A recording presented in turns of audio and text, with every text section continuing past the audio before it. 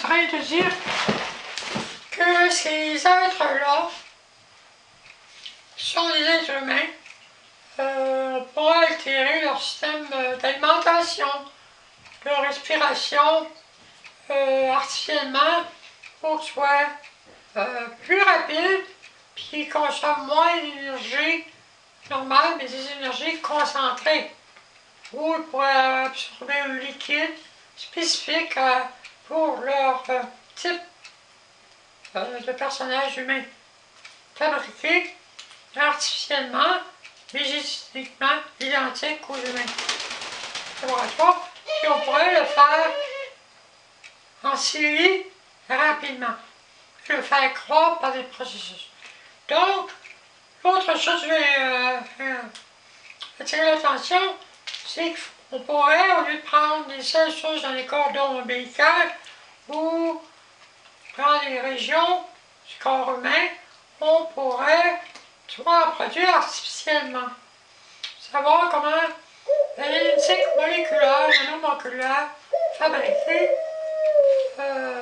des substances pour régénérer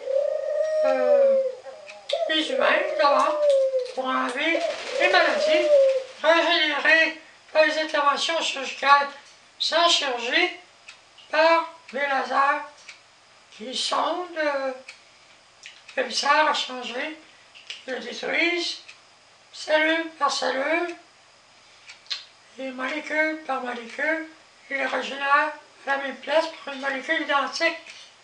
Tout ça par un laser, un endroit déterminé, et peut-être une injection de travailleurs par des bactéries avec l'intelligence artificielle où ils sont par des champs magnétiques envoyés sur le viscère.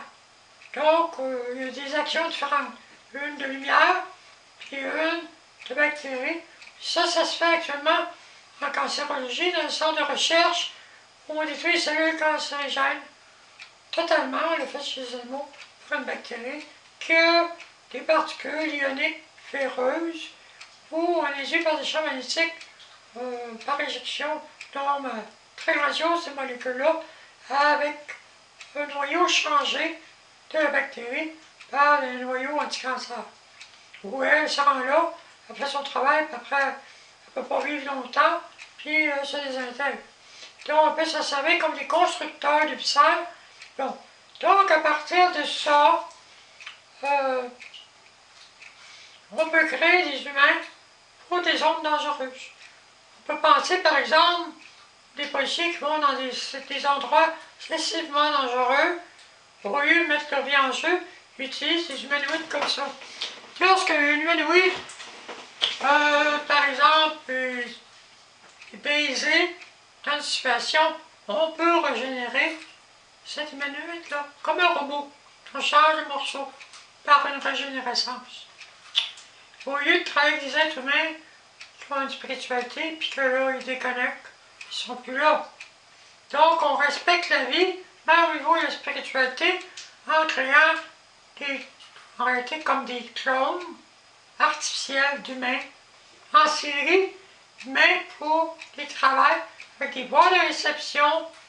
Puis à partir de ça, on pourrait, à partir de cette expérience-là, c'est des clones qui n'ont pas de danger, c'est pas des humains avec un âme. Donc on peut se permettre de faire certains types d'expériences aussi sur ces êtres-là qui ressentent la douleur, qui sont comme les humains, mais ils n'ont pas d'esprit au sens spirituel. Donc, on va les considérer comme des humains, mais le respect, on peut aller un peu plus loin dans l'expérimentation après les animaux. Ça veut dire qu'ils sont à peu près au même type qu'un animal, même des fois moindre. Sauf qu'ils répondent avec un cerveau intelligent. Puis on peut changer la nature du cerveau de l'intelligence par induction génétique dans une spécialisation. On pourrait avoir, par exemple, des chercheurs qui n'ont pas de spiritualité, qui font de la recherche, qui sont induits, fabriqués dans le cerveau pour faire la recherche, avec des ordres de faire des recherches dans un domaine spécifique, où ils sont obligés ne peut pas aller ailleurs que dans ce domaine-là. Donc, on induit une génération d'humains sans âme, mais au service de ceux qui ont une âme. Ils ne peuvent pas désobéir. C'est comme des robots, mais humains, totalement humains comme nous autres. Ça peut servir dans différentes sections, secteurs, des opérations humaines de différents types. Évidemment, les gens pourraient s'en servir faire de l'argent dans la sexualité, inviter des escortes, et faire des femmes différentes, puis, ou des hommes différents, puis s'en servir, puis il n'y a pas d'âme. Donc, ça ouvre la porte sur des choses que la société a la misère à accepter actuellement, mais on est à la porte. Donc, les alliés, on sert de ça. Mais on peut s'en servir aussi, parce que ces êtres-là pourraient avoir dans leur cerveau des armes, pas des instructions, pour ouvrir les boîtes, fermer des boîtes dans le cerveau des autres personnes. Puis on pourrait induire, à partir d'eux, une induction dans la reproduction partout dans l'humanité, des nouveaux types de boîtes de réception, pour ouvrir, fermer, pour avoir un contrôle par l'État si une personne est dérivée, pour l'immobiliser, puis au lieu de la terroriser, puis on peut effacer aussi l'événement. Donc la personne ne se souvient pas du moment où elle a été immobilisée, on peut effacer les temps de sa vie. Si une personne, par exemple, à des moments de sa vie a des angoisses terribles, on efface, puis on peut reconstruire d'autres manières de vivre, en effaçant la souffrance par une forme d'hypnotisme qui enlève la notion de certains types de données. Sans utiliser des électrochocs ou la chirurgie ou découper le cerveau.